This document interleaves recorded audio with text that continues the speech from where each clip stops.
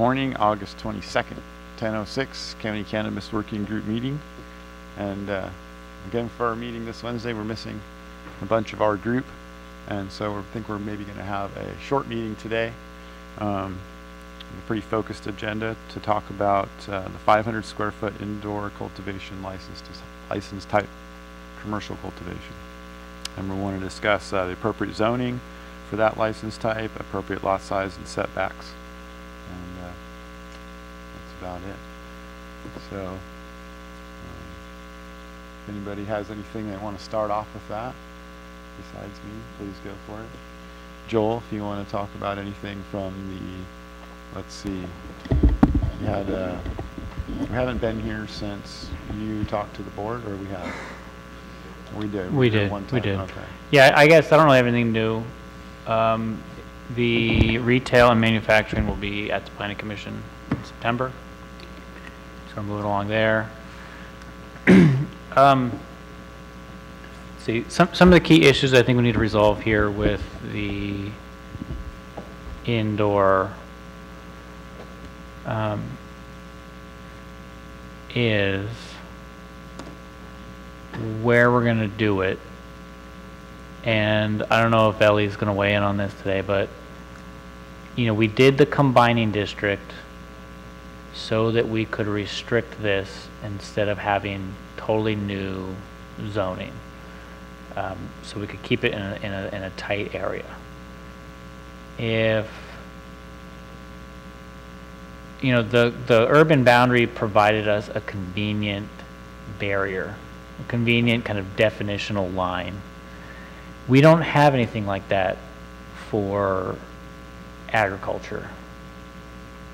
And we don't have anything like that if we're going to allow on manufacturing or commercial outside of the urban boundary.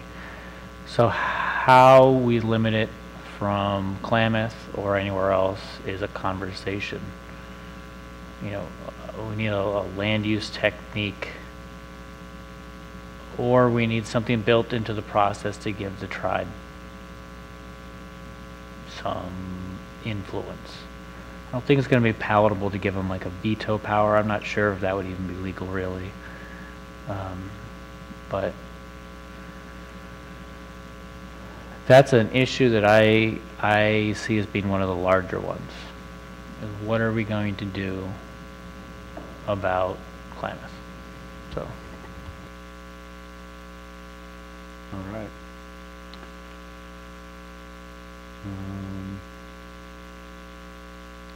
So this would apply if we're talking about agricultural zoning, moving out of manufacturing. Yeah, so I believe there's manufacturing and agricultural land down there, zones down there. And, you know, without something like the combining district, the overlay, it's hard to come up with ways to, you know, limit it from, you know, ag land that's otherwise indistinguishable. You know, ag land is ag land. An ag zone needs to have uniform standards. Mm-hmm. So the only other thing that we can do is have setbacks, where you can't be within X number of feet of a tribal boundary. But then if we're really distinguishing only one tribe's boundaries, we get into some weird territory there. And I don't really like, I think that's a janky ordinance. So those are issues to chew on. And the same would exist for timberland. Even though I think most of what's down there is Green Diamond, who's probably not going to, we still need to have an ordinance that addresses all those issues. So. Morning. There's no way to put a setback from tribal boundaries and give the tribe discretion on permits that would fall in that range?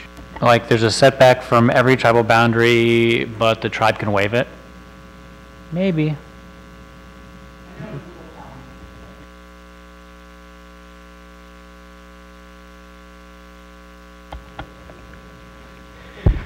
In Humboldt County right now, they have cultural zones that are in ancestral lands, so they're outside of the reservation. and they have an absolute veto power that is built into the ordinance for a boundary outside of the reservation boundaries. So there are two different sort of testing modes that they are using. One is whether or not it's like a protected area that's in the ancestral lands, and the other is if it is the reservation, it's absolute veto for the tribe. Or not. They can do it either way. It's an absolute veto either way? They can decide yay or nay on reservation. And in the ancestral lands for cultural areas, they allow certain areas to be designated for no cultivation as well in Humboldt County right now.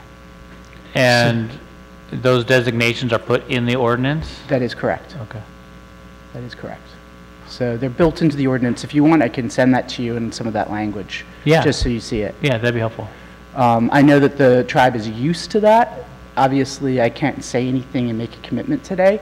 This is more like information, and I'll have to speak to council, but about their position on it. But at the same time, that is what has already gone through the tribe, what they're aware of, what they have been working with.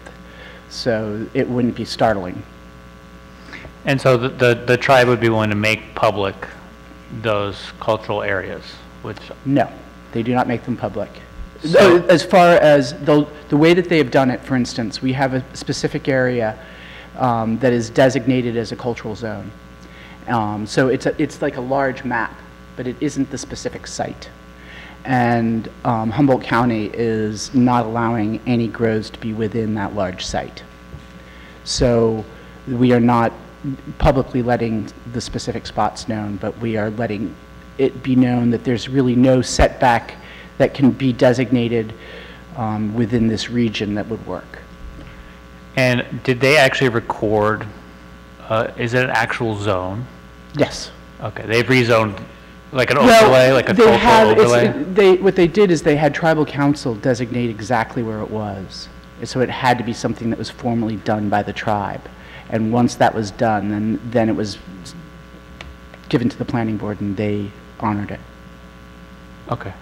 Yeah, send me whatever. I haven't looked at Humboldt ordinance in a long time. Yeah, They keep no, and changing. it's actually been changing. Yeah, really, so I stopped watching.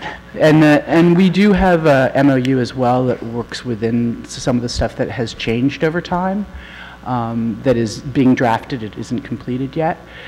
So the dialogue has been ongoing. But as far as the way that they have allowed from 1.0, within that, they allowed this designation to take place that was decided by tribal council. It had to be by resolution.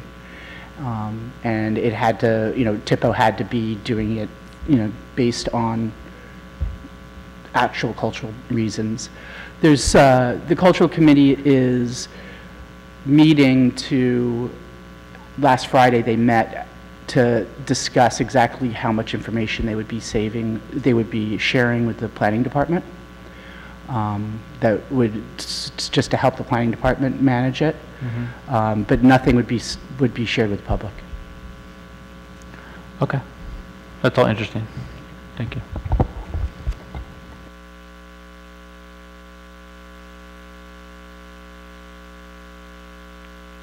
Just to weigh in on that, the county is going to insert verbiage into the about Yurok ancestral important areas. Then it would be my opinion that it would be the county's responsibility to initiate contact directly with the other 3 federally recognized tribes, or 3 recognized tribes in this county, and request input specifically from them for the same considerations. The language in the ordinance is general as to tribes. It isn't specific to the Yurok tribe, and then the designations are done individually by specific tribes.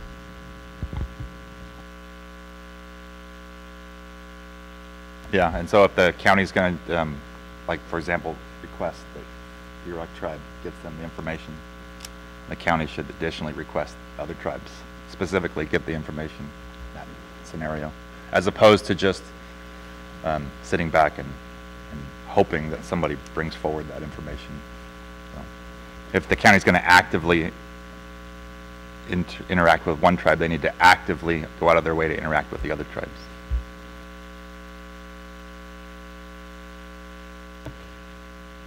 Sounds good. I agree. I don't know how that works exactly again.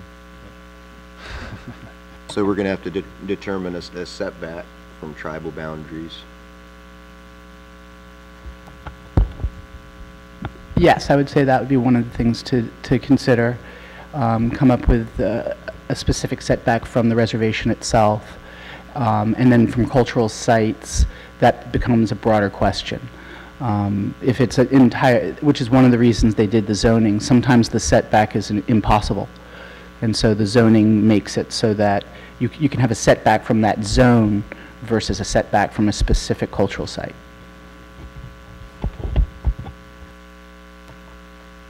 Well, I guess we could get right into throwing out numbers on that for specifically for this conversation. We're focusing in on the small tier indoor cultivation. I don't know if that matters or not, but I don't know how what that would look like exactly. I would be nervous about giving any concrete numbers without speaking to the tribe myself, Sure. just so that you knew that. I don't know that I could do that, but Sure.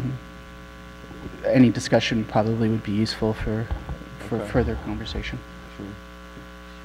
Sure. It sounds realistic to me. It sounds like there could be some distance that could be suitable for everyone that would still allow for spaces to do this kind of license type cultivation. 500 square feet seems mitigatable, I guess. I don't know where to begin though.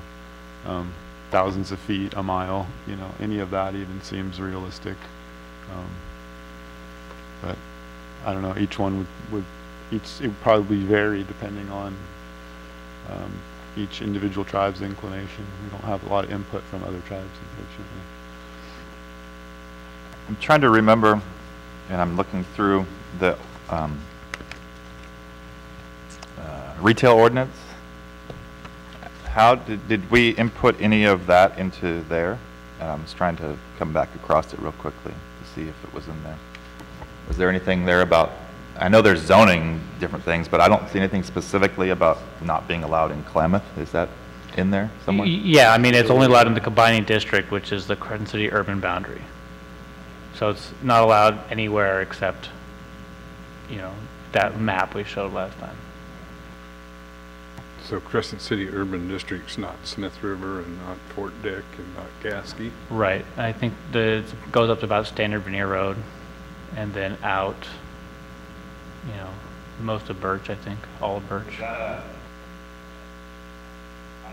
I know how we derived that, but was that a pre-existing zoning of properties? No, Like well, so the subzoning of the urban boundary is something that LAFCO creates. It's about expected future water and sewer expansion. It's just a convenient boundary that existed that we used. The existing zoning was just, we used the C2, 3, 4, and M and put an overlay on it. I was just trying to think about, you were saying how commercial zoning here, or specifically, we were also talking about ag zoning. You were saying how ag zoning was kind of more broad and general, but why wouldn't you then just be able to encompass it in a more general term, such as ag zoning from the Crescent City and Smith River areas, and then you would exclude Klamath from the ag zoned situations? You could just make a definition like the Crescent City urban area for a broader spectrum of the ag zone, which would exclude Klamath in that sense. I think if we could come up with a workable boundary, that is an option. I mean, I'd have to figure out how to draw that. I mean, that's then just like a huge combining district over the whole north half of the county or something like that. Nothing simple comes to mind. I don't know if Heidi wants to weigh in on that. No, I haven't come up with anything. I'll continue to think about it, though. Also, I just wanted to, this is sort of a reminder for Joel, we're going to need to put together zoning maps to accompany the ordinance that are going to show all the polygons for the C2, C3, and C4 and M within the urban boundary as being with the combining district act with the letters. Okay. So we'll need to maybe have Taylor help us with those. Okay. All right, so here's an idea for simplicity for this issue. Would it eliminate the problem we're talking about if we had this type of cultivation only within the urban zone that you described, that we're keeping everything else in? Would that work? That would be really simple, but I mean, that would Right. eliminate, you know, a lot of area. Right. But it would be simple. Here's one thing that I'm, I guess, greatly concerned about when I watch the news and social media and all these other fun things. I see thousands of plants on almost an hourly basis being ripped out of Humboldt County because people are not applying permits. Now, they have this grace period year, and Humboldt County is talking about, you know, if you're not applying for, in the process of applying for a permit, we're coming after you. So next year, 2019, Del Norte County, there's a lot of grows happening in this county that clearly are unpermitted at the moment because there's no such thing as a permit. But in 2019, when there is no process for any of them to get a permit other than, and this is just theoretical because we just mentioned it, all of a sudden the only place you can get a permit is the Crescent City urban area for an indoor small grow. Is Del Norte County going to be actively going out and eradicating everybody's grows now because, number one, there's no way for them to even say you're in the process of getting a permit, and number two, they can't get a permit, but they're still there, and now they're all in violation of this law that is going to go after them. And so if we have no way for any of them to even become legal, we're basically saying we're coming after you. And that's what I'm really concerned about. Well, yeah, if we do it in just the Crescent City urban boundary, obviously no current unpermitted grows are probably going to be able to get permitted. They're probably not in the area. As far as whether or not the county is going to have resources to devote to eradicating unpermitted grows is, I guess, a policy and financial decision of the board that they'll make when they make it. I certainly can't promise anything. I mean, it's a real issue. There's no way we can come up with ordinances for everyone all at once anyway. There's going to be huge categories of people who can't apply for permits as of January 1st anyway. That's kind of the whole point of why we're kind of admitting that that's going to have to just roll with that reality in the interest of getting something going. And it seems like it's not. It's easier to get something going and learn from it than it is to try to create something larger all at once.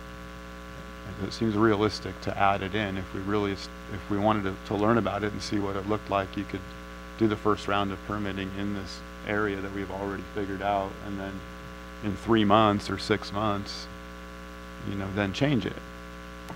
I do think that it would be the easiest and the most likely to achieve our timelines to add indoor growing in C4 and M in the combining district as it is now.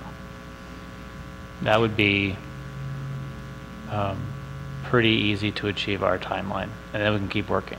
So if that's what the group wants to focus on, then we would just need whatever specific regulations to mitigate whatever the specific impacts of growing will be, and we can move forward with that. I agree with you that that's going to be clearly the easiest and quickest way to achieve some minimalistic ordinance for growing, to get something on the books. Again, as we continue to talk about this, our scope keeps getting smaller and smaller and smaller and smaller to put this law into place, and with the theoretical idea that once it gets in place, it's going to then get bigger and bigger and bigger and bigger later. So as it gets smaller and smaller and smaller and smaller, to reiterate, I'm just concerned that we're limiting down to such a small, minute portion that it becomes hard for me and clearly we don't need me to agree, but it becomes harder for me to agree that that's something that I would approve going forward with, being so minimalistically small with what it's allowing initially. Yeah, I'd be upset and frustrated if everyone got complacent and left it there, for sure. But I also wish that every other municipality had done the same thing. It started really small and then worked their way up. But every other county or city thought that they were going to dominate the market and go as big as they possibly could right from the beginning in order to take control of it. And then there's a lot of disaster that's ensued because of that methodology. I think that we can go the other way, and there'll be a lot of smaller operators and smaller business people who will applaud that even if they have to wait a little bit longer. I don't see big lines of people here ready to get permitted anyway. We need a structure. We need to see, people need to see that the county's actually going to do it, some proof, and then the people will come. People will be able to be willing to invest.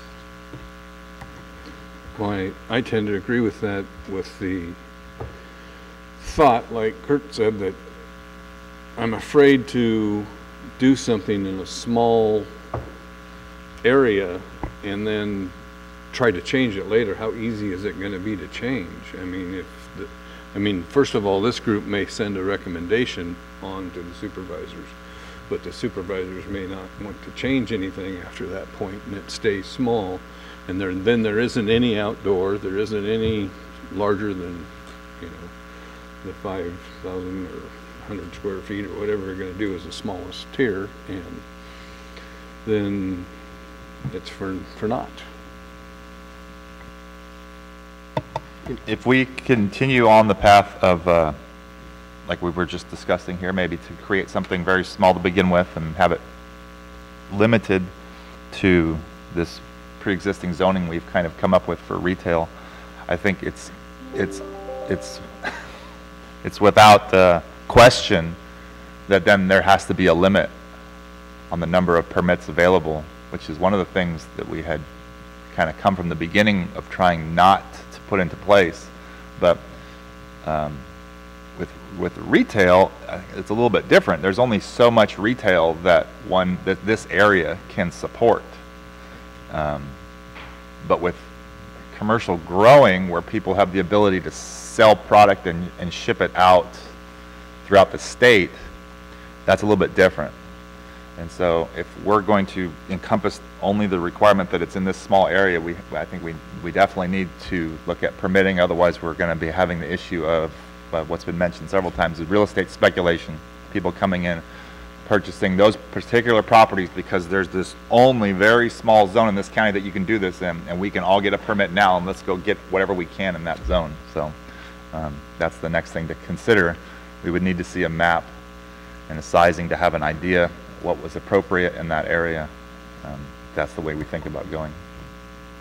My opinion is we miniaturize this for a reason. You know, we're talking about 5,000 square feet, and then for a couple meetings now, we've really decided to focus on 500 square feet to really miniaturize it.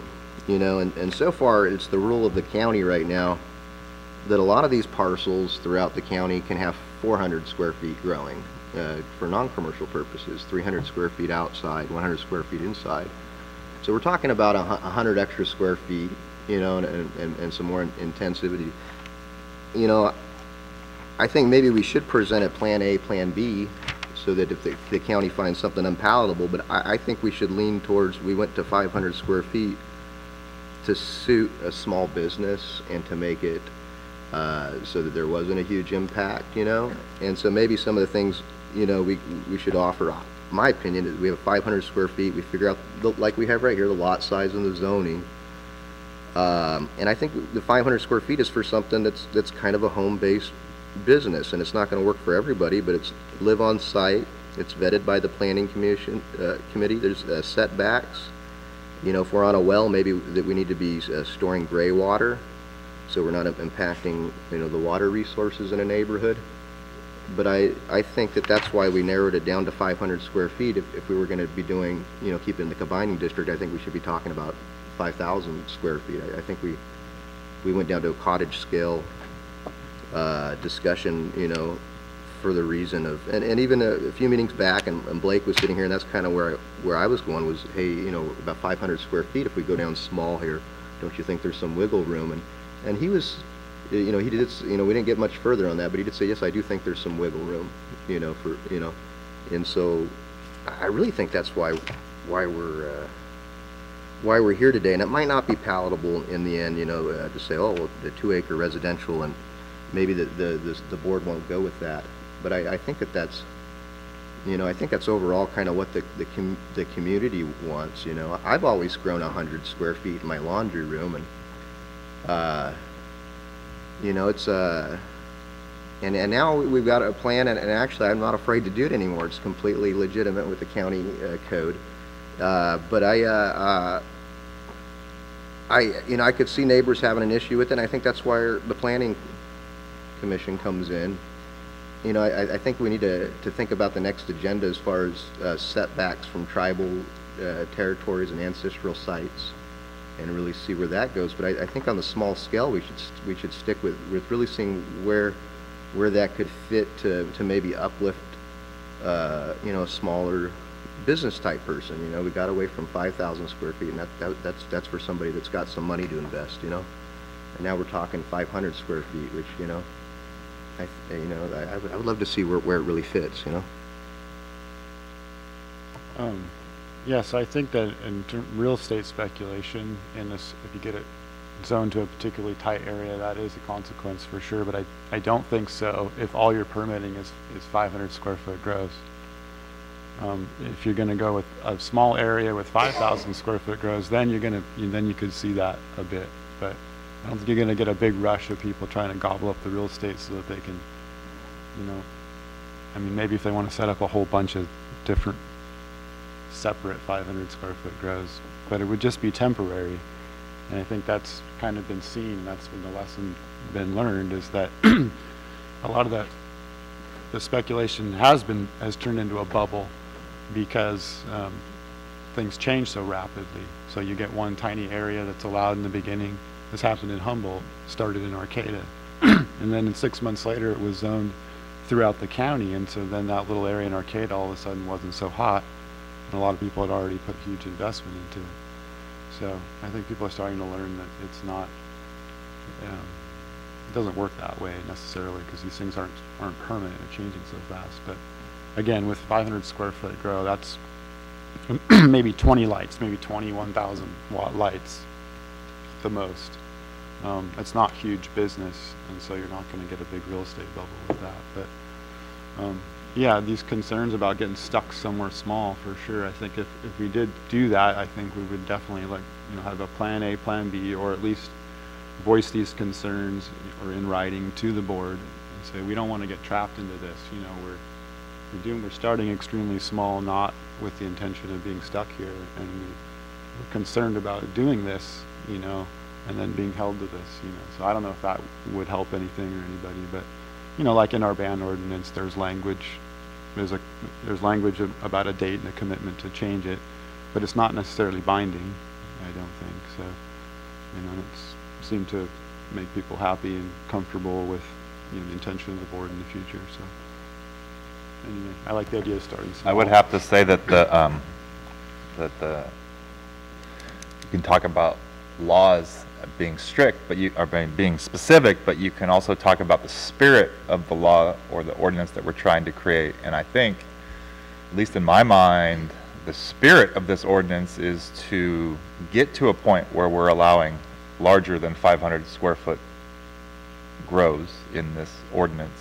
I mean, the long-term viability of running only a 500 square foot indoor grow in this state is not exactly a huge business model. I mean, as the state progresses years down the road, larger and larger grows are going to be the norm under this law. And so, yes, as a county, we definitely need to be looking at permitting larger grows like this. But beginning with a 500 square foot, I don't think is a problem. I'm just a little bit worried about putting it in such a small space that it would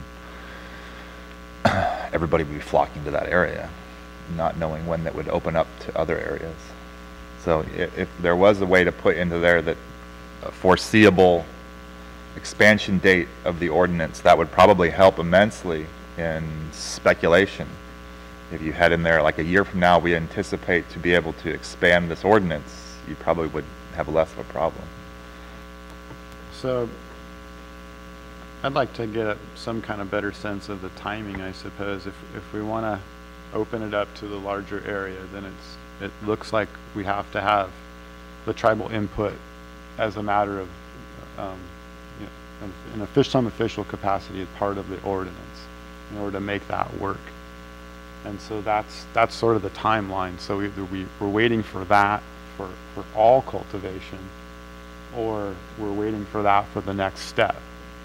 So either way, that's like the thing that's going to make it take the longest, I think, is that kind of formal cooperation with the tribe and or other tribes. So if that process sounds like it could take a while, and we don't want, if there's an opportunity to at least permit a little bit somewhere, we don't want to be holding up the whole project on that if that's going to preclude doing anything at all. And that would also be the marker for if we started out in a limited area, then figuring out kind of a timeline it would take to work with the tribe. That would be the projected timeline on paper for when things would change and open up. I don't know. So if that would take months or years or what.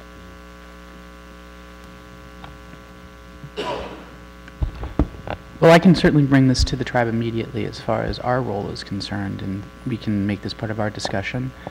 But I don't know, Joel, if you have thoughts about timeline or any other thing within the ordinance. I mean, it all really depends on what the working group wants to achieve. You know, I mean the tribe specifically. Like if the tribe needs to generate a map for Del Norte, like you did for Humboldt, to show the zones, you know, not the cultural areas specifically, but the zones around these cultural areas. Well, we need that map. How would that take till next year? That's kind of the thing. That if that's, you know, if we're going to include all areas in the first round, then we need all of that kind of formalized. If that's the before we working get group's going. ask, then I will certainly bring that immediately to the tribe's attention. So I can let you know a timeline at our next meeting. That is. Okay. It sounds like that's what we would need from any of the tribes, I suppose, in order to have that as part of an ordinance, to allow it anywhere. I will say that, and again, Joel, the information I sent to you, the way that they drafted it for Humboldt County didn't require that those designations already be made. The ordinance was created and then those designations could be shown later. That doesn't mean it has to be done that way here. So if there's a way that we can facilitate it ahead of time, I don't see why not. But there are going to be perhaps tribes that aren't going to weigh in that quickly, and so it makes some sense to allow for some kind of door for that information at another time. The thing about that, I think, is the working group can certainly work with the tribes to come up with something the tribes are happy with. It's almost like that process would start over with the board. You know, I don't know what the board's thinking is. I don't know what amount, like a veto power for the tribes over a large area of land is a lot of land use authority to give up. I don't know. I have no opinion on what might happen at the next level. And so that's something that I think that conversation shouldn't probably take place here. It should take place, you know, with the Board of Supervisors and tribal councils, which is something we've talked about before, but just hasn't really moved. There's, I mean, there's, you kind of asked a little bit, there's no legally binding requirement that you work with the tribes. It's more of a, we want to all work together and work together and get along with together. I mean, the tribes have some specific boundaries reservational boundaries that give them some jurisdictions over environmental uses and whatnot. And so I think makes a good point that the ordinance maybe should be written, and then the tribes can weigh in later with specific areas, and it probably maybe is more specific to us giving recommendations to the Board of Supervisors and planning commissions to for them to weigh in on these boundaries in these areas, as opposed to trying to exactly make hard lines from the working group's perspective. I mean, we can go back. It would take months, if not long, and it's going to take till the end of the year to try to garner information out of all these tribes. I mean, Klamath, we're talking about the Yurok tribe in Klamath and their boundary being less impactful to this county, but you go to the Tolwa tribes and they're going to come at you with, well, Ta'atan here in Crescent City this is our culturally important site. You've already mangled most of it, but we don't want any growing on it. Or in the Gushu and the Redwood, we don't want anything around the redwoods, or the Neely and Smith River, we don't want anything around the river. So that's probably something more important to be weighed in on the next level as opposed to the ordinance as far as specifics go. Joel, I have a quick question. As far as if we did permit it within those zones within the urban boundary, we still had the question of whether or not the general plan would need to be amended. Because if the general plan needs to be amended, we will need to do an SB 18 consultation with the tribes. Just a reminder. Sure. And in addition to a general plan amendment that requires consultation, so does CEQA. So even though this is exempt from CEQA, the permits themselves won't be. So any use permit will have that consultation requirement. So it's not like the tribes have no voice ever again, but to build in upfront certainty, I think, is what we're talking about now. Because, there's no guarantees what happens out of that consultation process later. It will happen, but as far as certainty, like a veto power or zoning it, completely out of Klamath or something, that's kind of the right now issue. Well, if we're not really gaining anything specifically then by limiting the conversation to the retail district that we talked about, then let's not do that and just talk about the. I mean, we very well could be, because we haven't really actively gone out and specifically said to the tribes that this retail district that we're talking about is their ancestral territory, or what is their spot in this territory that's important to you. So, I mean, it's not much different than ignoring the Yurok tribe and saying it's in Klamath, that's where it's going to be. Although the Yurok tribe is speaking up and saying this is not where we want it, right? So it can always be changed later after there's more input figured out. But we also need to remember that we're the county right here, right? And the county has a voice to for the private property owner. And so the Yurok tribe, the Tolwa Dene Nation, Elk Valley, Rezagini, they have all abilities to speak for their members on a government level, and we still need to be speaking for the local Del Norte County private property resident on their level. So to just arbitrarily say it's never going to happen here because the one tribe says so, well, there's possibly thousands of property owners that are there going, wait a minute, what happened to me? Where's my voice? It's not being heard. So we need to think about that a little bit as we continue to discuss tribal integrated rights, how they affect the feed local property owners. We'll have our discussion then, kind of based on the input that we have that's here. Yeah. Right? That makes sense. So, yeah, I'd like to see it available to ag parcels.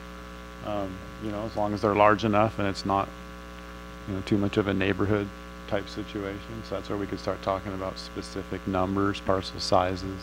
You said agriculture? Yeah, if we're talking. Was that indoor or outdoor? Yeah, this 500 square foot indoor. Indoor. Thank you. Yeah. So ag zone properties, that maybe are 5 acres or 10 acres, where you're getting out of the neighborhood density, where you can achieve some, some space, some setback. Although these don't typically generate a lot of traffic or impact or noise to the neighborhood. Some people just don't want them in their neighborhood. We talked about that at our last meeting. I know people who don't want operations that produce products that have black market value operating in their neighborhood. There's cultural stigmas to it too, so everybody's a right to their own opinion. But I do know in areas and other places, that's where they've generated the most problems and complaints, is where they get into neighborhoods that are too dense and have more of a neighborhood scene rather than a commercial scene. So we've come to the conclusion that we want to have this in M zones, right? Manufacturing zone. Yeah, I'd like to see it in the M and see not C4. I think We kind of, weren't we talking about that last meeting, like maybe that not one. C4? I think so. Turn it up. I'm soft-spoken today. Didn't have coffee. Trying to quit coffee. Yeah, M zone. I'd like to see it in M zone. We talked about that possibly being appropriate, although there was some question of whether or not it would be defined as agriculture. It could fit in M zone. There was some thinking from planning to do on that. So we talked about being in the M zone, and so, I mean, I think we all kind of came to the conclusion that that might be a obvious appropriate zoning. Mm-hmm. And so what are the parameters in M zoned properties? Like, is there any type of lot sizing that's like the minimum on an M zone, or could it be just, a quarter of an acre or something like that? It depends on whether or not there's public water and sewer available. That dictates the parcel size whenever you're creating new lots. But for the most part, I mean, if in this case, if you're looking where you don't have water or sewer, it would be likely a 1 acre minimum. If you have only water or sewer, a ½ acre minimum, which are fairly large lots. So M zones, But there's little lots that have water and sewer, and they go pretty little. I don't think there's a minimum size on those. Yeah. But yeah, it's similar to manufacturing, so I just remember some concerns from Heidi about, or concerns, but comments about whether or not it was consistent with the general plan being ag or not, or if it's a manufacturing operation or not. What is it exactly? Yeah, Heidi, if we put it in the urban boundary on M with the use permit, I think right now with the use permit you can do agricultural use on manufacturing if it's an acre. Do I have that right? I don't think so, but. I remember seeing that in double check. there. Ag's but listed then I on think lots I went and of. looked whenever the Oh, last time really? I said that, and I didn't see it. I had my laptop that day. I Oh, only okay. have my phone today, but I will check.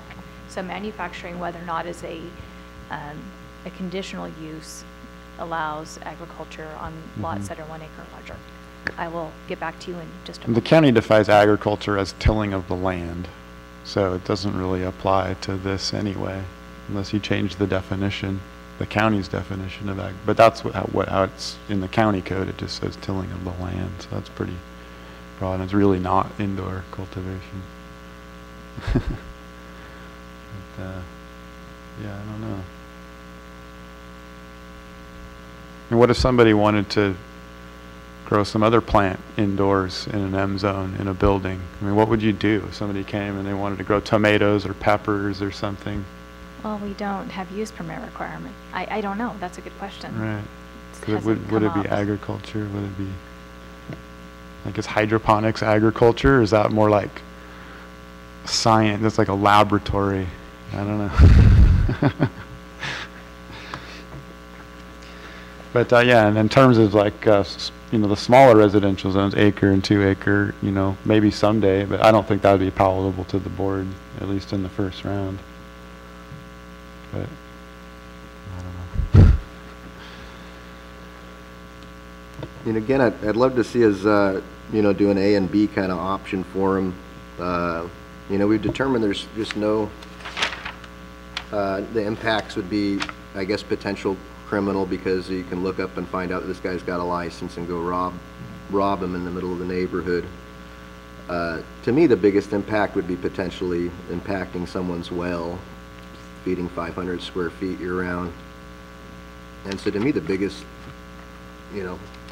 I mean, if we're going to put in manufactured zoning, you know, we've talked about this, or C4, you know, they're all you know, residential neighborhoods, mobile home parks, you know,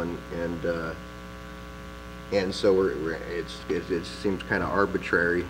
I would love for us to offer like an A and a B, you know, so that I think the A is a real easy one, you know, maybe C4 M zones inside the, you know, as we did with manufacturing and retailing, you know, that's the given, probably real, you know, real easy for everybody. And the B, I think, is what you know, a lot of the budding entrepreneurs, you know, would like to see, which is, you know, something that kind of offers them you know, a couple acres, I think would suffice for 500 square feet. And I'll throw out there again, you know, it's only 100 square foot, you know, more than our highest non-commercial tier that's currently allowed within the county. To that point, Robert, I would completely agree with you. I would love if we had options, larger tiered options and smaller tiered options that we could present to the Board of Supervisors. I think part of the problem is that, first of all, there's no time to come up with multiple ordinances and try to get one picked and then back and forth with it and get it done by the end of the year, which is something that I've heard from Joel and everybody else, that we've got a really tight deadline here to try to get something semi-written on a piece of paper and start the process forward. I think second to that is that presenting two things to the Board of Supervisors, I don't feel like these Board of Supervisors have one feeling one way or the other as to what they're exactly picking. They're kind of wanting just us to come up with a piece of paper and present it to them, and then them maybe pick one or two things they want to slightly twist on it and then go from there and go forward. And so yeah, I would love to do that, but I just don't see that as being an exact option at this juncture.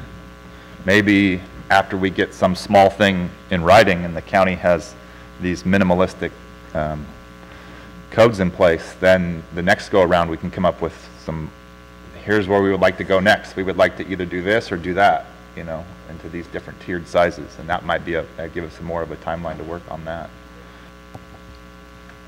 I agree with you there. I think what we need to do is we need to just settle down and do the one small tier with the knowledge of saying something in the ordinance for further growth in the future due to the time restraints that we have this year, that we are going to continue to work as a group to get larger outdoor, indoor, whatever that we don't get accomplished.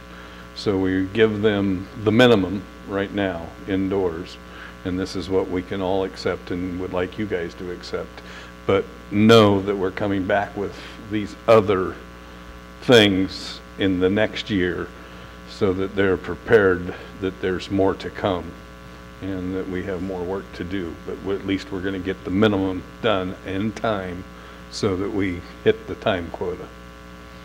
In speaking to a minimum, that's what I was trying to get at. We were the M zone, and maybe the M zone in a particular sub-zone that we're talking about, this combined district situation here, or maybe just M zone in general. But then again, M zone weighs into Klamath, and we seem to have a little bit of a dilemma here on trying to exactly pick that. As far as the minimalistic approach of that, I would like to see that you were also dealing with at least larger ag parcels, like let's say 5-acre ag, which is oftentimes a normal sized ag requirement zoning, out of the coastal zone, of course, because the coastal zone takes a whole different possibly ordinance that you have to write along with that. I was just going to update on the non-coastal uses permitted with a use permit in manufacturing. It doesn't call out agriculture, but it does it has a catch-all. And again, this requires a use permit. Any other uses which might be objectionable by reason of production or emission of noise, offensive odor, smoke, dust, bright lights, vibration, or involving the handling of explosive or dangerous materials. I mean, I think we would have it covered under the zoning but then we would also need to look at the text in the general plan land use element to see if it would need any tweaking at all. Yeah, under the manufacturing performance thing, I have Q where it says like, other uses which in the opinion of the You're planning saying commission. MP. Where are you? 2031. Yeah. Regulations for MP manufacturing and industrial performance, section 10, uses permitted, and down at the very bottom, Q. That's great. We don't have that zone designation anywhere in the county that I'm aware of. The Oh. MP. Well, I'm just reading it right off the county website. I know. Oh, it's not part We of don't it? have it, Oh, though. that's gone now? It's been erased? Yeah, I'm unaware of it, but I mean where it's located. Okay. But you're very right. It is right there on the county's website. And in code. If it's on the internet, it must be true. It has to be. Yeah, I was just looking at the straight M zone, which is Okay. what we primarily have. Let's see. I think it would be logical to allow it on M zones and put a kind of a blurb in the code describing cannabis indoor cultivation as something akin to manufacturing. It's not tilling of the soil or anything like that. It's electricity intense. I think that would make sense. The reservation I have is still once you then go to agricultural land and try to permit indoor, you're now saying that it's this appropriate manufacturing use. And especially once we send it to the Coastal Commission and say this is a fairly industrial manufacturing use and we want to put it on agricultural land, I just see that being a foothold to object. I don't know if Heidi has any thoughts on that.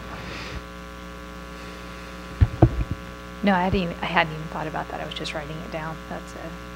But they just conflict just by definition, kind of what you're saying. Yeah, I mean, we divide land into land use designations for appropriate types of uses. And so if we're saying that the appropriate area to do indoor cultivation is a manufacturing zone, and that's where we put things with the most noxious elements to get them away from people.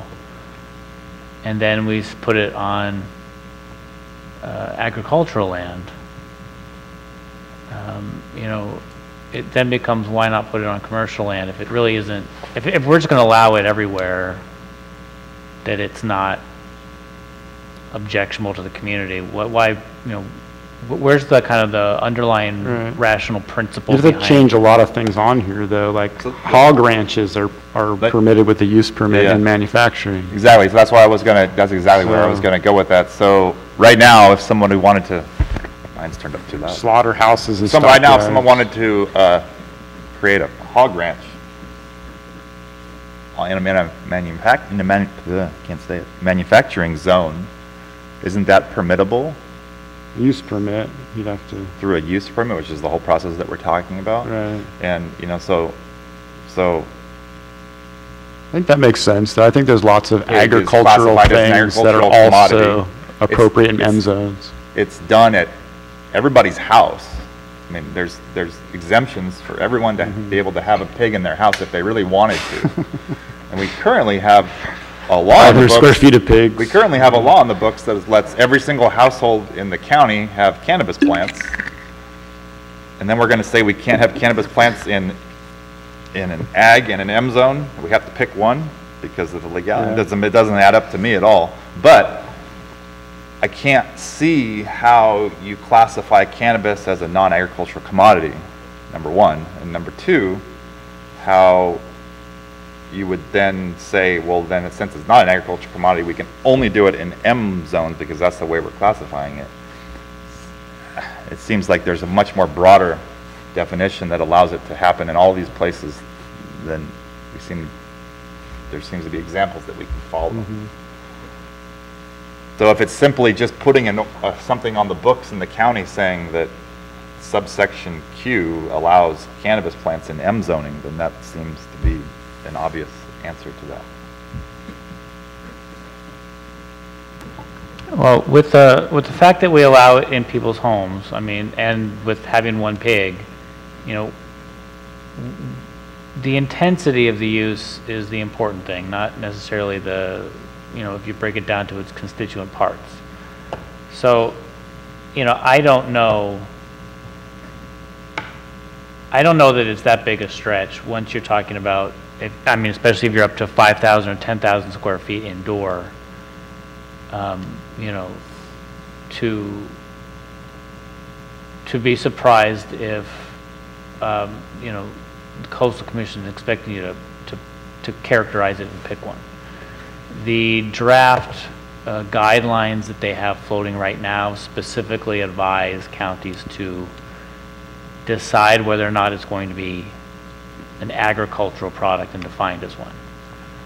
So I mean, not necessarily have to do everything they want, but, you know, when we're submitting an ordinance, I'd like it to be, you know, anticipate the hurdles it's going to have to face.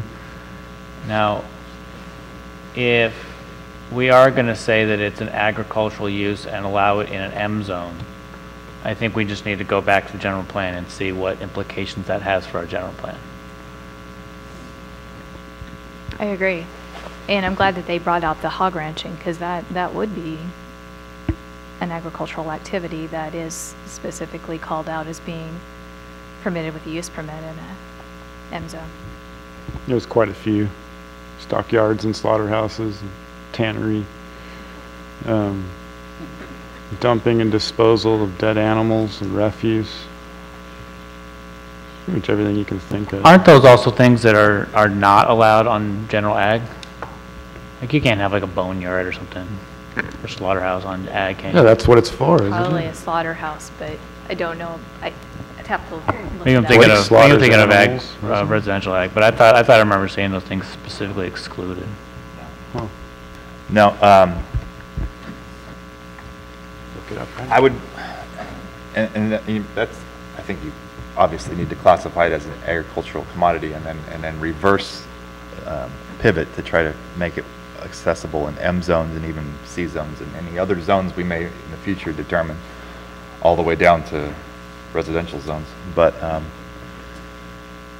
if you didn't classify it as an agricultural commodity, what would you classify it as? You would classify it as a manufacturing commodity, and then conversely, if you classified cannabis as a manufacturing commodity, how could you then go forward with your general plan or whatever plan and then say it was okay to do it in environmentally sensitive forest lands or any other place where you didn't even have a building, let's say?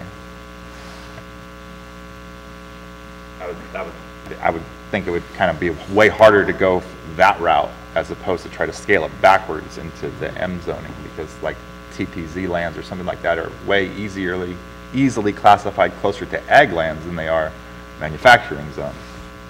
That's true. That's true. And I mean, you know, my thought initially had been if they do it in timberland, you know, force people to rezone to like forest ag or something like that, and make it, you know, seamlessly agricultural product. To go that route, I mean, it makes sense to me to call it an agricultural product, allow it in ag, and then, you know, allow it in manufacturing on some level as if it were a different, like a you know, I don't know, some sort of more industrial intensive ag use. That's looking at then a pretty broad cultivation ordinance that's allowing it in a lot of places. And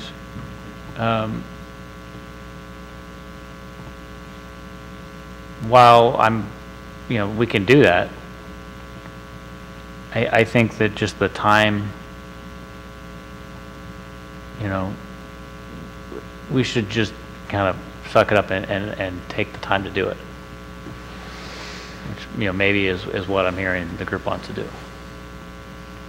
Well, I just think at the moment, you brought up a fairly point that's gonna hinge a lot of what we do in the future about how we're classifying this in this initial ordinance. If you go to the Coastal Commission and classify it one way and then reverse pivot 6 months later, it's not really going to work. So I don't know how broad we necessarily need to make it. Do we have to have it on ag land? Do we have to have it on C zones right now?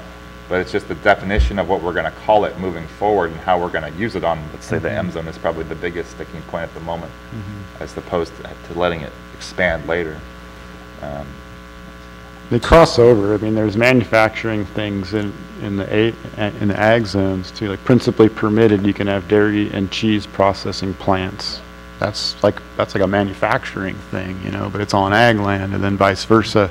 You can do ag things on M land as it's shown in the code. So it's sort of a crossover naturally, have for a long time. I think there's lots of precedent for that. So it doesn't have to be one or the other all the time. That doesn't make any sense. I think one of the considerations the Coastal Commission has is whether or not it's displacing agricultural uses. Right. And so I think when they want us to kind of decide is agricultural or not, if it's not, and you're going to put it on ag land, you know, you got to figure out how big you're going to let it get. How much building space? Will it have to stay in existing buildings? They specifically recommend, if it's going to be in multiple buildings, to cluster them so they're not spread out across a piece of property. There's a lot of things that they seem to want and care about that are pretty vague. You know, like what they kind of view as a character of ag land and what is agriculture and stuff like that. We're going to have to submit something and let them poke at it. I can't promise you that everything is going to make sense or the way things designated are going to be logical. But there's a process, there's rings that have to be kissed in different places. At 500 feet, the Coastal Commission will like our ordinance more than any other county. If we're talking about 500 feet, especially if we put it in an existing structure, probably the Coastal Commission is going to be fine. And I would assume in that scenario, you could argue and positively argue and without a doubt argue that it's not displacing anything by only allowing 500 square foot production in an existing building on such and such zoning. If you're not displacing anybody or anything significantly, you're not making any impact to any existing businesses or existing. Yeah, I would think it would just be giving another agricultural use for the counties and the zonings, which is needed, I mean, in this area especially. Well, if you want to move forward with, I think we could do, I mean, if it was 500 square feet in an existing structure on ag and M, I think we can move forward with that. I don't know, Heidi. You're talking as it applies to the coastal zone, but yeah, both. Perhaps if someone wanted to build a new building and they were in non-coastal ag or non-coastal manufacturing, or are you saying the same for both? Just checking. I don't so much care outside. Okay. I like to write identical ordinances, change the titles, but whatever. Okay. Just checking. But I mean, I think that would be reasonable. I can't imagine. I mean, coastal's going to find things to comment on, but that seems pretty palatable.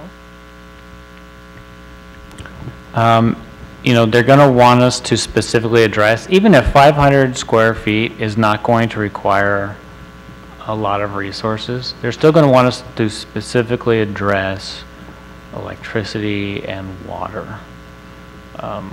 Where's it coming from? Is it renewable? Things like that.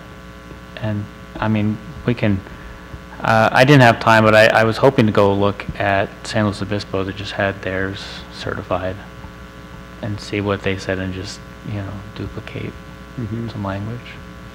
The state has some things about how you buy your power, and you're supposed to purchase carbon offsets or something through your power company somehow.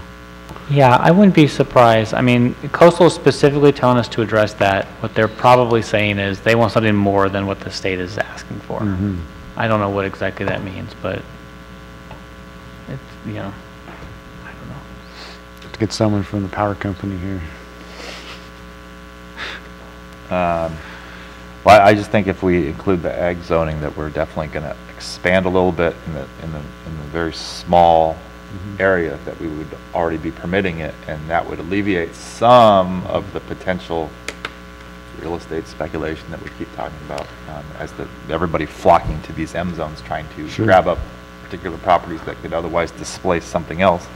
As far as requirements go, you know, we've already discussed it needs to be on the grid, right? Yeah, on the grid. And maybe something more specific as to the water access, like maybe no surface water use Mm-hmm. for that permit. Permitted wells or municipal water.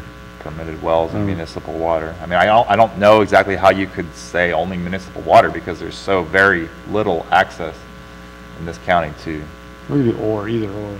Yeah, well, obviously either or, Mm. but just if you limited it only to municipal water, that would be very difficult to find enough properties that would encompass that. What about lot sizes and zoning? What type of ag zoning? There's a lot of them. Didn't you mention at one time that you could not have municipal water used in production? No. I thought you had mentioned that. I had mentioned that in Smith River. No, they that prefer municipal that. water district is for non-commercial purposes. No, they what I want it on understand. municipal waters, like preferably because it's metered and keep track of it and all that. You got it metered in and out. You know. So, yeah, not that I've seen, unless I misspoke, which happens for sure. So we're kind of on ag here, and then we need to determine the size of parcel? Yeah, where should we start? 5 acres? 1 So, acre? 20 yeah, acres? M zones, we're talking about all zones, right? We're not talking about restricting it to Sure. the size. Yeah, this right? would just be more for the ag, I think. And There's a lot of different ag. There's a rural ag, rural oh, that's different. A rural, so R1A. No, those are residential. Okay. You have Okay, so in A- the non-coastal, you have A, and I think you may have AE and AE AF. AF. And then in the coastal, you would have A5, A20, AE, maybe AI. Okay. Yeah. AF, those are pretty big. I would think, just shooting from the hip on ag zoning, 40 that acres. you would want it would be okay with all ag zonings as long as the parcel was of a certain size. Except rural ag. Residential ag, I mean. Anything that has an R in front of it, Right. forget about it. So Forget about if we just do any non-residential ag, is that what I'm hearing? Is that what I'm writing in my notes? Yeah. Yeah, and then we were So, talking about possible parcel 5 acre, size. minimum lot size for A is 5 acres, although there's probably some substandard lots. Heidi, there's probably a lot of substandard lots, right? Substandard There's a lot of Any- 2-acre ag land, right? ag land, I mean, there may be, I mean, there are provisions in some of our ordinances to split off smaller areas where you have farmhouses and you want, for financing reasons, the farmer needs that separate than from the home. Yeah, I'm sure those cases exist. I think primarily you're going to see lots that are going to be 5 acres and larger in size. Well, do you think it's necessary to say 5 acres or just do it on non-residential ag land with setbacks? Fine. I think it accomplishes. Got to come up so everyone can hear you in TV land. Thanks. Yeah.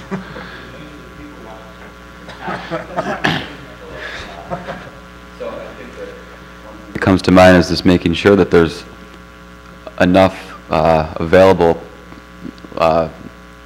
property to do this on, so that there's room for, as Robert said, budding entrepreneurs to be able to find applicable localities to do this. And I don't know exactly how the maps look. Maybe you guys do, but if we start to restrict it, there's only, like he was saying, there's only going to be so many places that you can do it, and they may not even be available, and then maybe no one ever gets a license, in fact. And so this is all for naught, because we need to make sure that there's space to do this and for it to grow and to become a feasible thing. Furthermore, is that I do think we should be careful about asking for too little, because the nature of what Joel is saying, they may be sticklers and not allow for expansion. And you don't want to shoehold yourself into something that continues and perpetuates the demonization of this industry, and instead create normalization and treat it as, speak about it as, instead of a negative way or a hiding, you know, trying to be clandestine, speak about it in terms of something that would bring robustness to this community that desperately needs it. The people who are going to have these licenses are going to spend money in this county. They're going to potentially have more kids that are going to, you know, the whole thing just continues on. So by asking for too little and restricting it to certain areas that may not allow for expansion is definitely something that plays into the whole factor of what about people who are operating quote unquote illicitly at the moment. They want to continue to do their thing. They're waiting in the midst. It allows for law enforcement to be able to take advantage of that situation, which is unfair. And you know, we have to be careful about asking for too little. You know, I think so. And also, like the real estate speculation thing, these are all super valid points, and not enough of the community is coming out to listen. And even I've only been here for a short amount of time, but I see that people, like if you build it, people will come, but you got to make sure that it's built in for the people to come. You know, so I don't think it's too much to ask for, to be like, sure, Ag 2 up or whatever. I don't know the language, but if you're like Ag 10, Ag 20, like, again, there's nothing available. I can't afford to go out and buy an Ag 20 property with a house and da-da-da-da. I mean, or to retrofit a place that may need so much improvement to even fit in what the state is saying between fire codes and whatever. Some of these existing structures in Delaware County may not even be able to be licensed or permitted based on what the state says has to happen for the HVAC, etc. So you've got to be careful to not ask for too little, and by asking for too little, you start to actually be more clandestine and allow for the demonization and the perpetual idea that this is a bad thing, when in fact it's not. Thank you. Well said. Yeah, time to be out in the open. You know, what if it was maybe 5,000 square feet on a certain lot size? You know, there is a good argument for not going to coastal twice. So if maybe it's 500 square feet on any parcel, any ag parcel, but 5,000 square feet on 5 acres or more, or bigger than that, I don't know. Mm-hmm. Yeah, I'm fine going that direction if it doesn't slow us down too much. Do we have an ag parcel map that we have access to, just for? Do we have an, like, the non-residential ag parcel map, like? I believe we probably do have mapping that has, it may not be the zoning map, but it was the land use map that would generally show where the areas are, and I could help get that going. That would be great. Do you want to see it now? If there's time now, if not, we can prepare to have that for the next meeting. So, quickly back to the 500 square foot thing.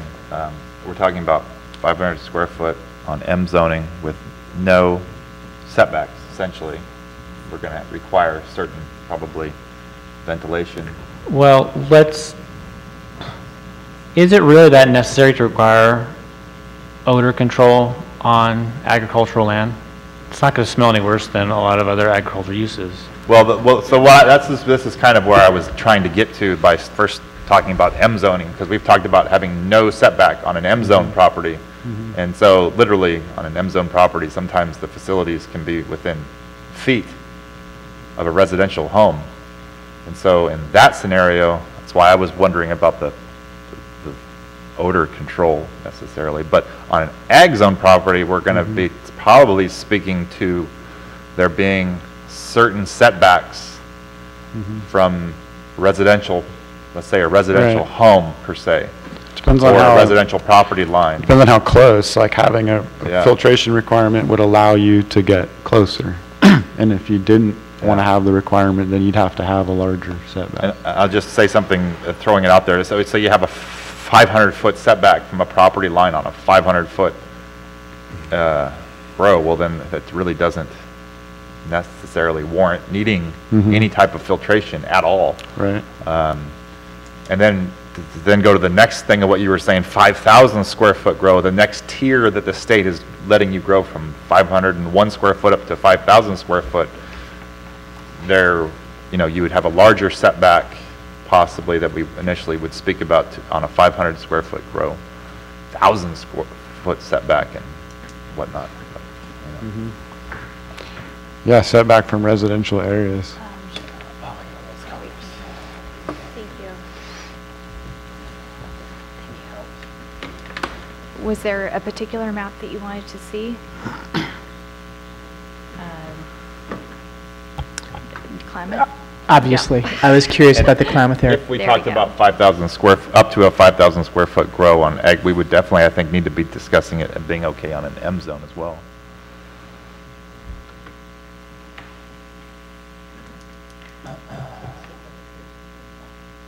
Yes, definitely.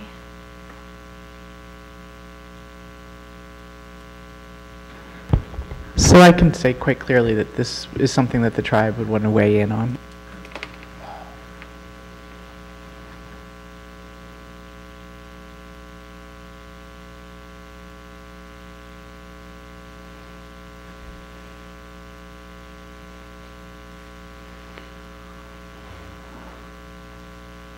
So these are all zoning zones. Public comment. These are land use designations. Industrial, general, commercial.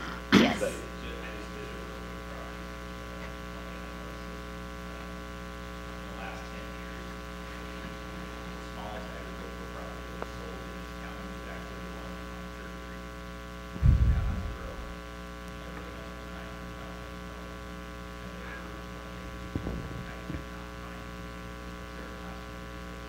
And that piece of property was a repossession sale. Yeah, I know. You remember the place that was for sale last year on Elk Valley? That was a couple of different lots, and one of the houses was near the road. Yes. And it was like an acre. Was Yeah. one of the, was those were A zone, ag I zone? don't think so. I think they're in the M zone just above Hambros. Oh, okay. Just north, kind of northeast of Hambros, those ones on Yeah, the it was- right-hand side. It was pretty far north. It was past, Oh, cut yeah, off those are agricultural, but I think that those have been it's past the wrapped Forest in- Service building and everything. Yeah, I think those have been wrapped into rural residential. Okay. Yeah, there's not a lot of, if you go to the map for the Elk Valley area, there's not a lot of ag property over there unless it's basically over by the casino. And I think So you're saying it needs to be in a designated- rural the ag residential? No, no, You're no, saying, no, not at all.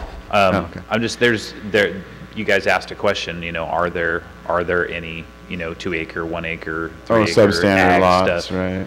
Or just something that small that's zoned ag, and I Right. don't think there's very many. Okay. I can't find any.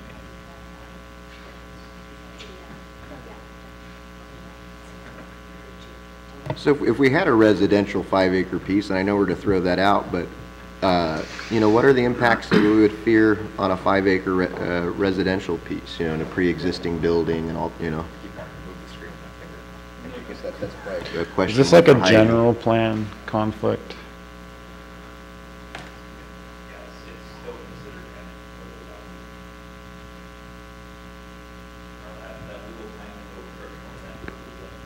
Which one are you talking about?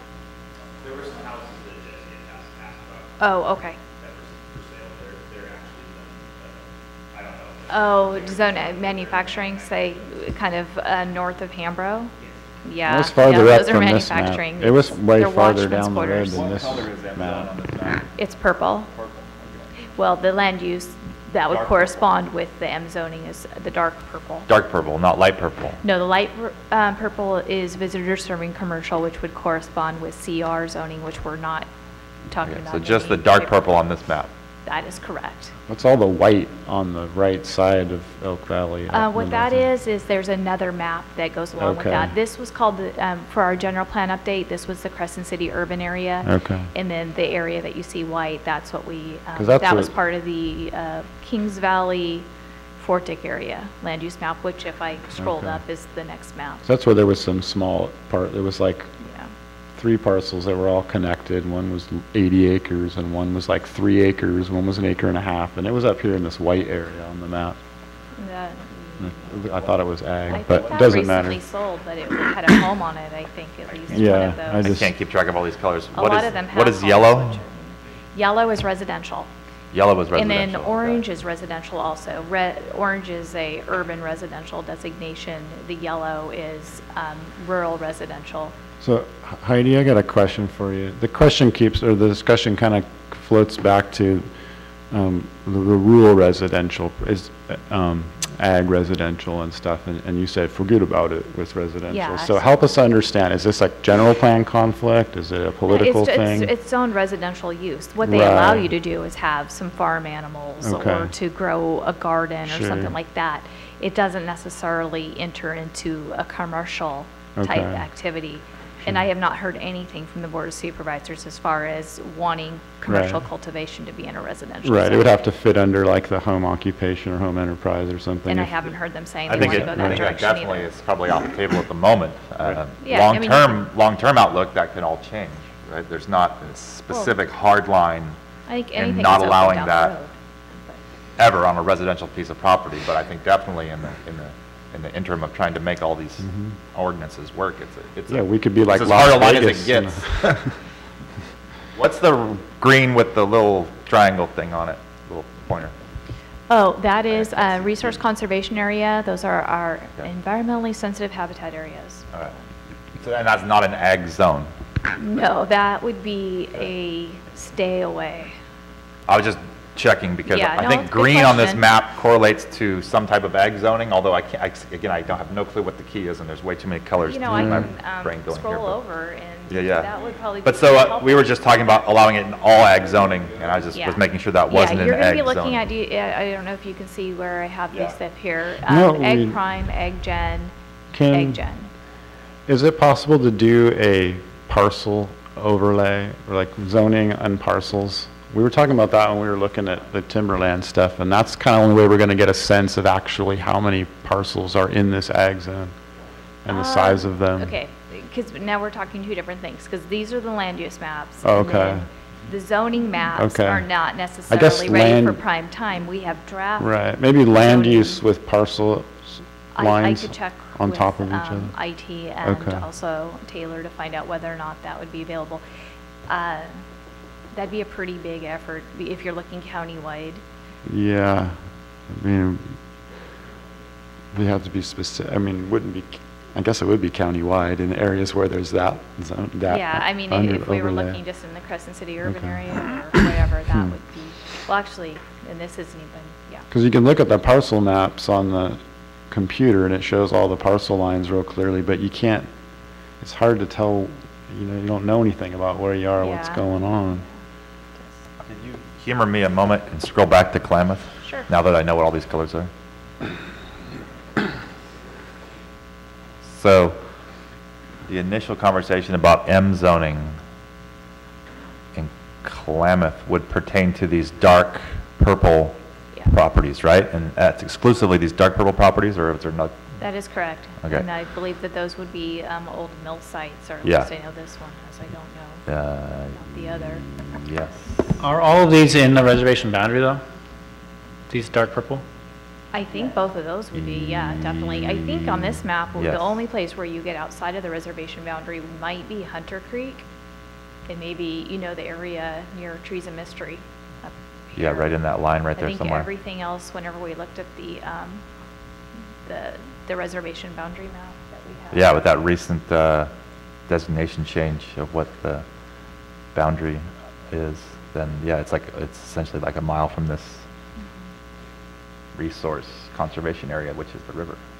And we do have those maps. They've given those to us.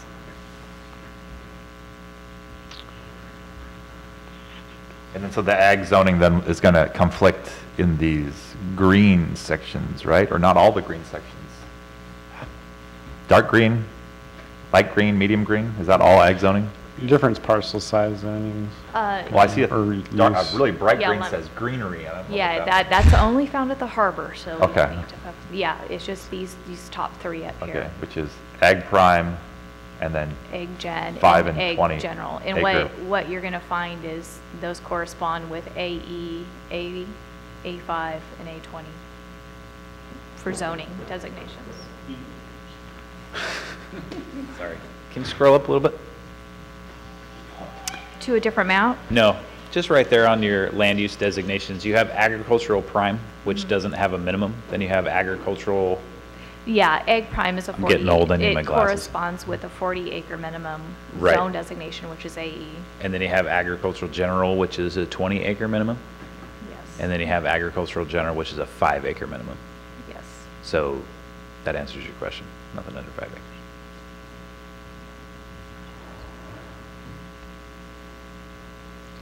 Excellent. So yeah,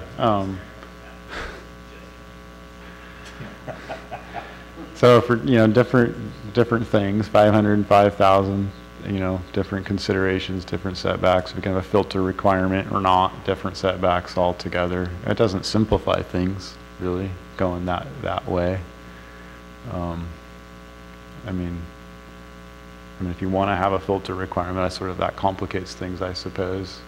But then, it's really dependent on enforcement of that functioning. If you're going to have small setbacks that require effective filtration, then that's another thing to monitor and enforce for the county, I suppose. If, fitting into the way the retail and manufacturing ordinances, there's an operation plan you submit that explains what you're going to do. And one of those things is odor control. And then staff will put conditions or recommend approval or denial based on whether or not your operation is going to cause problems. I'd be content to leave any filtration to staff's discretion based on the community response at a planning commission meeting or what's obviously predictable. And I kind of feel like setbacks might be the same difference. I don't know if Heidi wants setbacks more rigid. Versus minimum lot size, is that what you're saying? Yeah, I mean, if they've got an operation plan and they are proposing to do it within a certain number of feet of a property line, staff can say yay or nay or impose conditions based on the intended impact. But do you want a hard, 1,000, Hardline 100, setbacks, not 500? adjustable. Is that something that planning is going to find convenient and useful as a control device? I think so. I mean, we use setbacks for everything else. I mean, we don't have a sliding scale depending upon what it is. I mean, outside of something that's a PC zone district where the developer gets to select what they want. Does that answer the question? I mean, I think from our perspective, I would prefer to have more direction than leaving it Okay. up to us to, and I would think a property owner would also want it to be clearly defined, so there's no surprises. So what if we put a smaller setback, say 250 feet setback or whatever, and if they had any opposing reasons, they could make it larger? Heidi, does that sound good? Sorry, can you repeat that, please? I was just saying that we put in a setback limit, say it's 250 feet from the property line, and that if you see that there is opposition or there's, people saying that that's not far enough, then in your conditions, you put 500. Yeah, I mean, I think that's part of the discretionary part of a use permit, in Right. that it is conditional. I think if we were to go less, that would require variance, but more, assuming all parties were agreeable to that, I think that would be a good option. Yes. Would this also pertain to the reservation, though, as far as a setback is concerned? I think it's, what I was talking about is as a general ordinance, whatever we do with the reservations of the county, and hopefully that is something that will be addressed, that it's either a yay or a nay on your guys' areas of where you would or would not want it. I know a setback of 250 feet would not be sufficient within the reservation, but, well, within or outside the reservation, like on the border of the reservation. I know that that's the case. So if this is just specific lots that have already been okayed for grows, but then these would be additional setbacks, that would be different. Yeah, so I would think that you would make that knowledgeable to Heidi, that you guys were possibly okay if it was 500 feet. And then she would know anybody that came in for a use permit, that in tribal areas, they wouldn't even consider it unless it was 500 feet or more. Not even 500 feet would work. Whatever yeah. your condition is. Yeah, it looks like while we were discussing this, I had a chance to look at the Humboldt County ordinance, and it looks like it's 1,000 feet. And that was actually considered to be too short for the tribe, but yes, within the Humboldt, it's 1,000. There's some really good language on the Humboldt County, and they also kind of tie it back to those two, SB 18 and AB 52, which are the consultations that local governments are required to do to consult with tribes on projects that may affect cultural resources. So I think Joel and I need to take a closer look on, you know, potentially piggybacking off of some of that language. Well, again, I don't know exactly if writing specifics into this ordinance, at least initially, about tribal boundaries is the way to go about it. I think it's more initially deciding these zones in these areas, leaving that up to the planning commission or the board of supervisors or all the other use permitting processes that put it in place, and then down the line later, after this is put into place quickly, that you retroactively could maybe change that if you really felt the need to put it in this ordinance. But I think there's probably other places in the process which that would be better suited. I want to go back to the light issue. When we were talking last time, I can't remember if we came to a resolution or not. If we do, you know, inside of a building, that building can be a greenhouse. The rule would just be no light escaping after dark. Is that where we were? Doesn't really matter what you do during the day. Open, closed, greenhouse, not, just no light escaping. Right. That's what we had talked about. I think we talked about how that would be difficult to enforce, though, and Justin we talked can. about how the people who you'd be calling about that aren't at work during those hours. Well, I think it would be a neighbor taking a picture Right, and giving it to code enforcement. right. Or, you know, you always have private, you know, you can always bring a private nuisance suit. You can always sue your neighbor if you've got, you know, 30 days in a row of light blasting into the sky.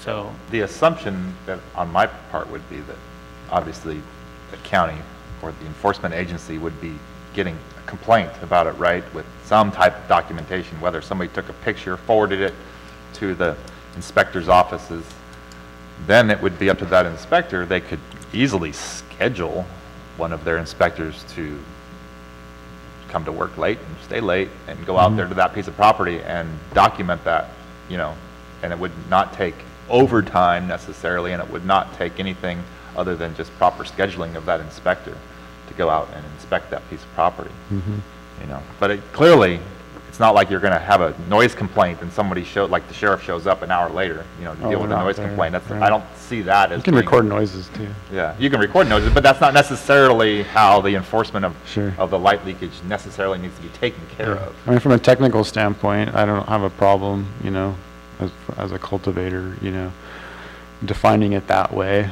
The state defines it that way. They don't, you know, They don't say it has to be in an enclosed building all day long. It doesn't even say you can't, it doesn't even restrict about light leakage at night. It just has a wattage threshold. So it doesn't.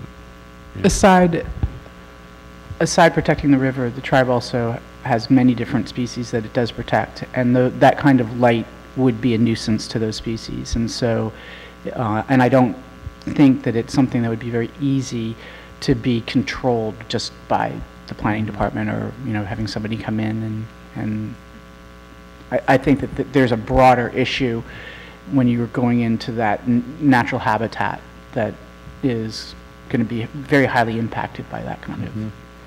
Yeah, and we start talking about, I mean, this sort of blurs the definition between outdoor and indoor cultivation, but, in the mountains where I live, I hate seeing people's greenhouses in the summer, in the spring, with the light blaring out. I see it sometimes. And I'd like to, mix light, using lights, to not be a thing here in the woods, in the mountains, in these natural habitats, for sure. But, where we're talking about this, we're talking about on-grid ag land, where you're doing those kinds of things already. There's probably, I don't know if there's existing photo period sensitive production going on. Well, yeah, and who knows exactly, but to the species and the issues with light leakage, I can see precisely how that would impact potentially in let's say undeveloped properties, and I say that by meaning like TPZ zones and forest zones. But when we're at least at this moment speaking specifically to ag land and M land, and there's already the possibility of light all night long in a lot of these properties that could be affecting said species, and it is simply putting into this ordinance that there's no light leakage at night would, in my opinion, more than compensate for the already usage of light on those pieces of properties that would be affecting said species, I guess. So Maybe some I can't see how environmental- that would affect in these properties. In other properties, yes, but in these specific zonings that we're speaking of, ag and M, where lights are on all night long already, externally. Seems like you could have written the ordinance, just, some environmental review that takes into account where you are, your proximity. I mean, there's ag zones that are That's next. going to happen regardless. Right, That's just so- going to happen. So that sounds like that covers that for the most part in situations where you have ag land that's adjacent to a sensitive area. And not all ag lands are in the middle of nowhere. So. I mean, I said that backwards. Anyway. That cover it for the light issue for you, Joel? For now? Yeah, I guess the thing we'll have to do is define what a building is. Obviously, we don't want hoop houses. There's got to be something more substantial, and I don't know if Heidi has a ready idea or definition of kind of what an existing structure is. I don't, but we could work on that. The state's loose with it, so you can't use theirs. They have both. They say a permanent structure or any structure if the wattage is over a certain amount. So they're not We at helpful. least need the ability to make sure it's not really, really ugly. I mean, that is a concern we've heard over and over and over again as people bring up Oregon and the big black fences, and all of it is there's got to be protection of scenic resources. And so if it's existing structure, we're not building anything new. But if we're off ag land, we need to make sure they're not throwing up really junky looking things. Yeah. Well, don't diss hoop houses. My hoop houses are beautiful, but they're not very substantial. So maybe the discussion is about how substantially they're built, how permanently they are, the materials, perhaps not film type structures, Well, if you're talking about existing buildings, then clearly you're not, let's say it this way, contributing to the delinquency of how Del Norte County looks, because it's an existing building, it already looks said way. Right, if it's already ugly, Right, it's already ugly, the you're not damage is making it done. any worse Right. by utilizing it, so that's not the problem. The problem would be Right. constructing new buildings, which I don't perceive how that needs to be in this code. That's falling under a whole different code. California building code. Build up the Del Norte, if you're Well- getting a building permit and all this stuff. Like coastal would like to see no new buildings in the coastal zone, right? So I guess what I'm thinking is, if we're defining indoor somehow, then a hoop house probably needs to be outdoor, right? That we're not permitting. What do you mean by hoop house? You mean a greenhouse with a translucent roof that lets sun I'm talking in? about Yeah. like white, Okay. plastic. Because there will be a difference between that and like a hard polycarbonate plastic greenhouse. So it gets, there's a lot of Yeah, that's what I'm saying. detail We can in figure between. that out. So if you're this gonna is- bother This with- is precisely why the state doesn't go down this route to try to define what indoor production is. The state goes down the route of using lights and wattage definition, because if you're going to be growing indoor, the idea being it a 12-month out of the year process and supplementing light constantly on those plants, and so it's a function of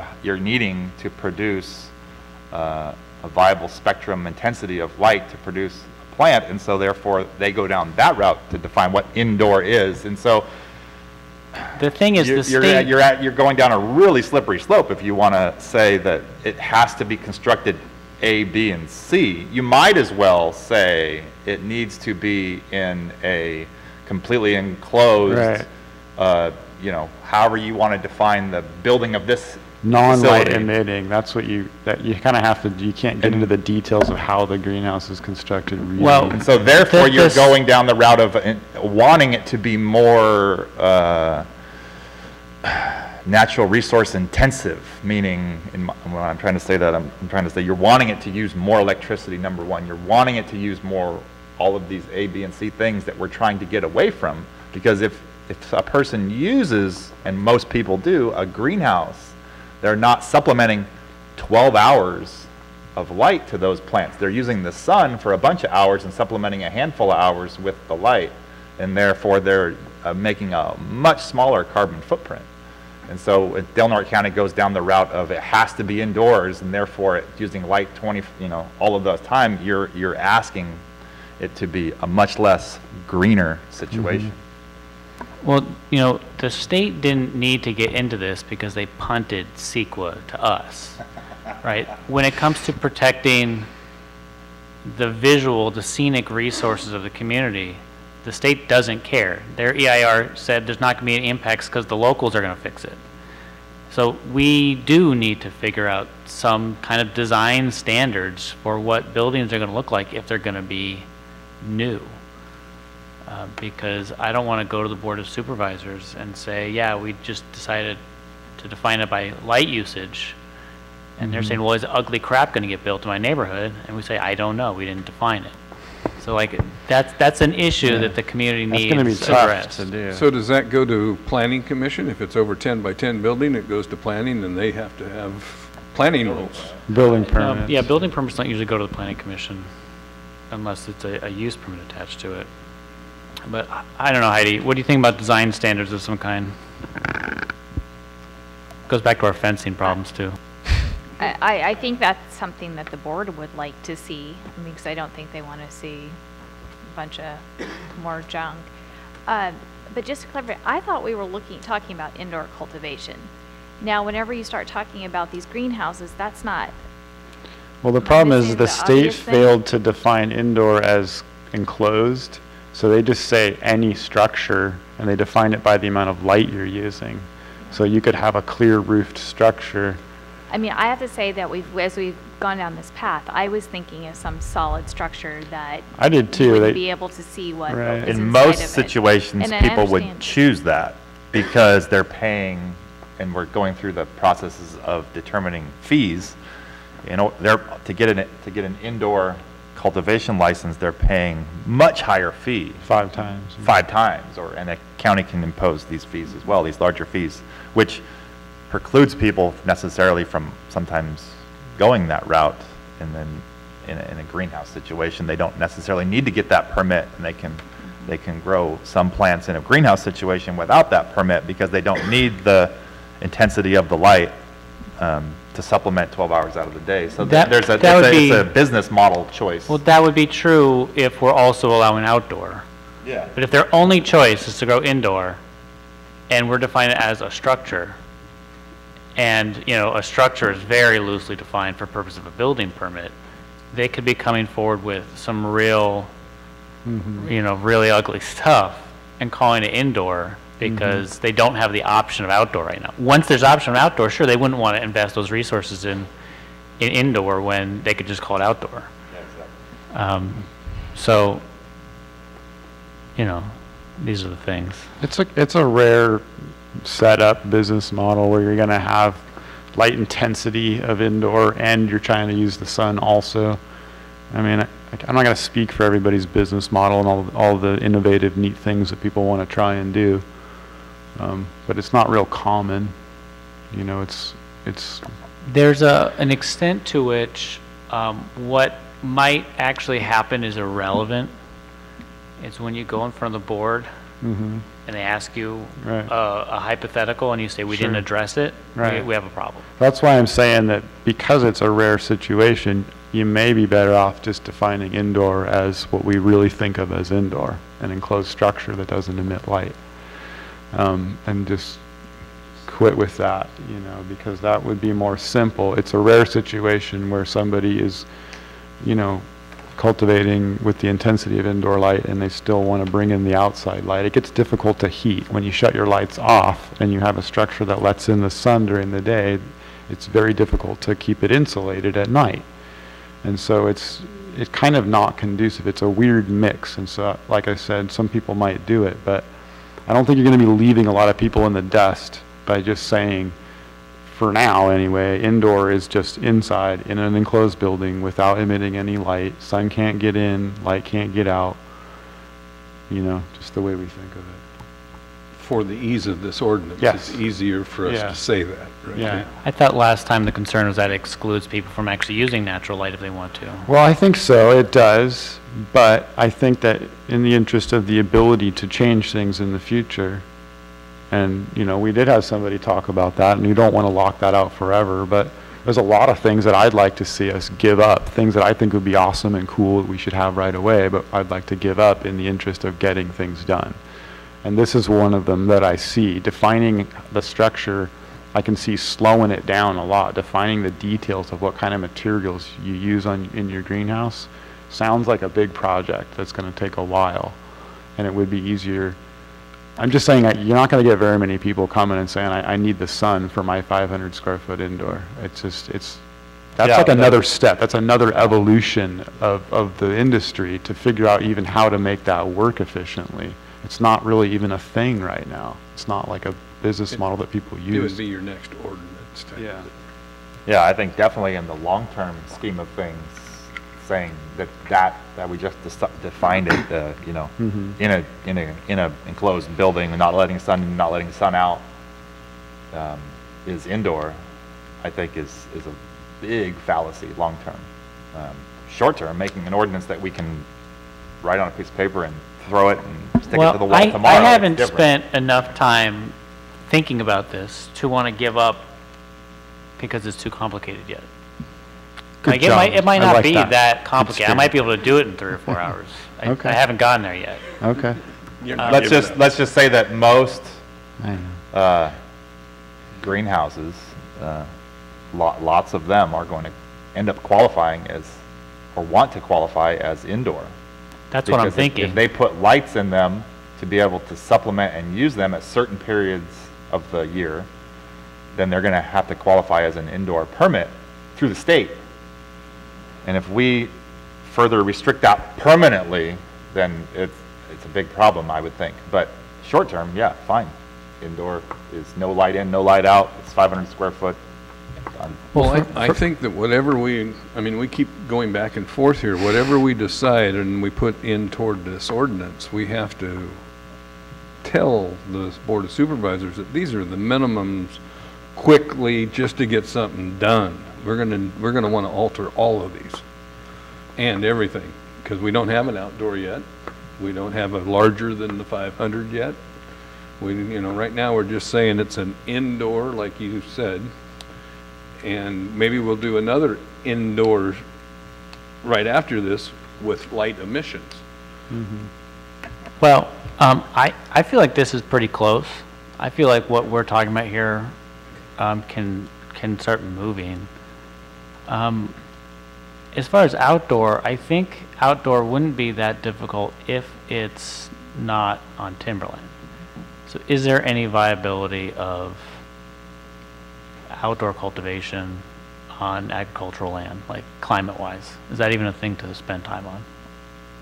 I mean, it's again, when you think in your mind what's indoor and outdoor, the lines are skewed by what the reality of is being done. I mean, you could grow stuff in a greenhouse with not the proper amount of light, with no light. There's ag land in South Fork. And it's perfectly fine. It's just the use of supplementing with heat and all of these different things. And conversely, can be done in timberland just fine too. But your question is commercially growing in coastal zone area compared to non-coastal zone egg. Well, even the non-coastal zone ag, a lot of it is pretty close to the coast, right? I mean, just on either side of the highway is a lot of... There's some good ag. There's some viable ag where you could produce in the greenhouse structure if you had the right infrastructure, for sure, definitely. And there's ag land use in South Fork where it's premium. So if it's going to be in a structure, though, if it's going to be in a greenhouse, whether it uses lights or not, might not have that big of an impact on us. I'm thinking, is anybody going to plant plants in the ground outside of any structure on ag land? Yeah. Not so much on the coast, but there is some ag land where it's suitable. But I see what you're saying. Most of the time, probably not. Well, if it's hemp, it's different. But we're not talking about hemp per se, but hemp would be. But like I said, in the coastal zone, where you're getting more into your fog infiltration and stuff, you're going to have your blight, you're going to have your fog, you're going to have your mold, you're going to have stuff that's going to, most people aren't going to want to deal with, so they're going to go to more inland ag. That's why you wouldn't do it outside of a Where is the more inland ag that we're thinking of? South Fork. There's no significant. It's not a lot. It's just a little Portions. handful. Yeah. Barely It's not like... discussable. Not discussable. Barely. It's only a small People area. who have it would And tell again, you otherwise. We're sitting here looking at the Klamath map, and we've got some problems with the Yurok tribe. As soon as you start talking about the ag land that's zoned up South Fork, I can guarantee you there'll be a tribe here knocking on your door wondering, what are you doing? Well, why are you asking though? What does it matter if it's in a greenhouse or not? I'm not sure what you're getting at. Like, people aren't going to grow outside of a greenhouse in coastal, but what difference would it make? My point is that it might not make a difference, right? It's not really indoor or outdoor. It's in a structure, out of a structure, that might be our serious factors when we're talking about permitting buildings, when we're talking about use of resources or visual resources or CEQA or neighborhood character. I mean, I see what you're saying. it might not, like, if the state is interested in lights, that might not be our standards. We might be interested in the visual impacts. I mean, I'm thinking the community is. Right. So when you start talking about permitting cannabis cultivation, people are thinking, am I going to have to see it? Am I have to see big fences instead? And am I going to, whatever, pesticide problems running into whatever? But, if it's going to happen in a structure, then we're not going to get huge fields with big black fences. We're going to have a structure. Okay. So you're saying it'd be easier for it to be in a structure, easier to deal with the rules and whatever, Yeah. Because if we're going to have it outdoor, like planted in the ground, have a field of cannabis, then we get into what kind of materials our fence is going to be made out of. So that's going to be leaving a lot of people behind by leaving that out. And probably not. There's probably not a lot of people who want to grow open air flower production in any of the ag land, or 95% of the ag land here. Right. It's Right. probably not a thing. So when we're talking about, are we doing indoor, outdoor, you know, those words might not matter. It might be, are we doing in a structure and out of a structure? Does that make sense? Yeah. Yeah, just right now, we're talking about a particular type of structure for indoor, right? Yeah, so what particular type of structure is viable commercial cultivation going to happen in that isn't fully enclosed, that can keep out, you know, moisture? Yeah, What kind of in-between situations do we have to think about? Well, that would be under an outdoor license type from the state, though. You wouldn't do that with an indoor license type from the state and then attempt to be competitive also. You know what I mean? You'd be overpaying for your license type. So you'd be better off having an is- outdoor license type, following the light thresholds.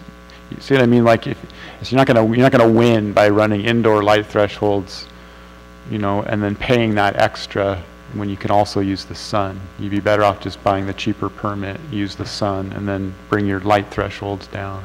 So do we have, is it going to be viable to cultivate with a state outdoor permit in our ag land? Absolutely. In a structure. In a structure, right? structure. So if we don't define indoor or outdoor or really care what happens at the state level, and we just say it's in a structure, Depending they can upon, apply for whatever state license is Right. appropriate for their light I requirement. will say Right, one I thing get though, you. depending upon what your end goal is for the product. I mean, and I don't know all of the new requirements the state has on testing. I mean, they're quite intense, and I'm not sure anybody could give us a real good breakdown on it. But if your goal was to produce, I'm going to just say an oil, because there's multiple oils, growing outside of a structure on ag land could very possibly be just perfectly great, and not in a greenhouse per se. Obviously, and this is kind of a broad statement, if your goal is to produce what everybody calls flowers, and a visible cannabis product that you can think of as a flower, then yeah, indoor in some type of internal in structure, greenhouse, whether it meets the light requirements or not, is probably really the only way to go on coastally area ag land. But if the goal is an oil, then maybe that's different. Yeah, I'd probably disagree. I'd say, like, there might have been a time like that, but like the cost of a simple greenhouse and you know, the output increase that you get versus the cost of your permits and stuff, I don't think you'd see people doing it outside of cover. But it could be done. It could be done. But if we want to allow people to try, I think we need to address the ugly fence issue, which a lot of people have struggled with. Either we have to let people just see it, or we have to find something better than just tall, dark. But we have opaque to fence. address that in the outdoor ordinance. Well, this is what I'm Because saying. we just talked about it being in an internal, enclosed Yeah, It's not yeah, going to yeah, be yeah. indoor or Can't see it now. outdoor, it's just That's structure. what I'm saying. Right. Instead of defining it as indoor, outdoor, or really even caring, just saying in a structure. That would We'll be awesome. figure out a way to define That would be structure. awesome for me and all And then my friends. you go to the state and you get whatever your particular lighting needs allow you to get. And we don't really care if it's indoor or outdoor. I think that makes sense, right? So Yeah. I agree with you on that, but if we're talking about the indoor, you know, where you can't see in, can't see out type of thing, that's one thing, right? That's separate That's separate. conversation. Now, yeah. if you're going back to what you're saying about, and let's say in general terms, we're talking about a greenhouse, right? You can, number one, you can see in, and number two, you can see out. But additionally, the sides come up, the roofs come off, and those plants are right there, and there's no other barrier between what you can and can't see, right? Because the whole, in a greenhouse scenario, in most times, sides go up. A good ends come greenhouse off. has to open up It opens up and you All can the see way. right into it just like it's nothing there. Right. So I think obviously that is not appropriate on an M zone, but doesn't Right. matter so much on an ag zone. It's probably fine, but then it's, And then you're That's talking about outdoor, though. setbacks That's a pretty potentially. Then we're talking about, you go in for your use permit and we do environmental review and the community is coming out and we're really talking about, is your particular greenhouse visible from the highway type of thing? Is your particular greenhouse going to cause a problem because we can see through it? Or is your particular greenhouse really not visible to anybody but you and maybe one neighbor, and it doesn't matter if you can see through it? Rather than trying to tell everybody they need an opaque structure, which might, A, eliminate a lot of existing buildings from being put to use, and B, cause people to build a lot of opaque structures that require more electricity to operate, keeping it flexible, I think, could make everybody's lives easier. yeah, if you think it could be done, then that definitely would be easier. For sure. I think that that would probably be needed at another meeting with our Yeah. time frame to Sure. look at Supposed to just be a short meeting. structures. Yeah, Well, between now and the next meeting, I'm gonna play with what a structure is. okay. I'm gonna see who's talking about it. I'm gonna see what we would need as a county and what I think the board would have to see before it starts to feel safe. When Right, you're defining the structure. Yeah, and when you're looking at it, you're always looking at something south, so the warmer climate has a lot to do with what you're gonna do here. Because then, like they said, you can open it up during the day, but then closing it at night, it doesn't get its heat back in there. So you've got to kind of think as a grower when you're growing something. So, I mean, to use what they use in Santa Cruz, right on the coast, is not Del Norte. Yeah, Right. I mean, hopefully, we can create a flexible ordinance where we don't really need to understand every nuance of the business. We just make it workable, and you come up with your operation plan. And then we say, oh, well, that's going to cause X, Y, and Z impacts. Let's Right. fix those. Okay. You're also trying to come up with some kind of idea of how to build a structure, though. You're talking about materials. You're talking about visual impact on a case-by-case. Well, if we're talking about in the coastal zone, if we just say existing, we don't have to worry about it. Okay. But if we're talking about on the other side of the highway and you want to build an enormous metal box, We're talking about greenhouses more is what you're saying, like well, defining I'm a talking, structure. yeah, I'm talking about not necessarily defining greenhouse. I'm talking about having just structure that can Okay. encompass everything from totally closed, no light emitting, no light getting in. While keeping it looking good all at the same time. Yeah. All right. Like whatever it is that you're doing, a structure that's not ugly in a single definition is what I'm going to be playing with. between That's now awesome. If you and can do later. that, that'd be killer. I think I can do it. I'll figure it A out. legal definition of not ugly. Okay. We try to meet next week again.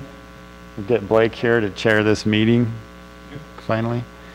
If that works for everybody's schedule, I'd like to shoot for that. We could check to see the board's schedule, the chamber's availability. And then as far as agenda, where are we?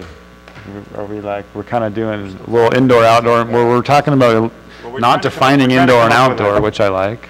Trying to come up with a cultivation ordinance. Okay, so since we're Yeah, not maybe- focusing indoor, outdoor, let's kind of drop that one Let's just then. talk about cultivation. Okay, Let's cultivation, agenda and then should we cultivation. talk about structures specifically? Yeah, we can agendize a conversation about structures. and- Cultivation structures. And, that's it. That's broad enough. That'll keep us busy for a meeting. Cultivation structures. Like as to, I'm gonna go to Kylie's office right now and send this in, so I don't have time to think about it. It's fine. Whatever. Whatever. Whatever. Okay, so we'll meet again on August 29th. I know. We should schedule 2 weeks in advance, too, so.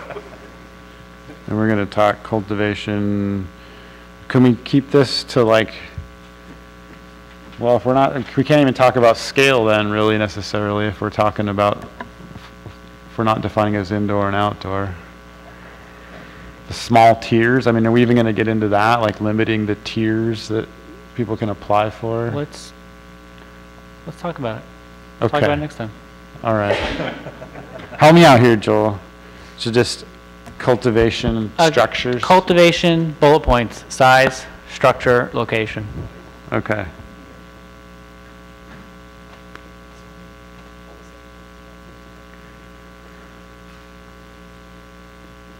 All right, thanks. That's what I needed. Okay, we all done? Any public comments? No? All right, meeting adjourned.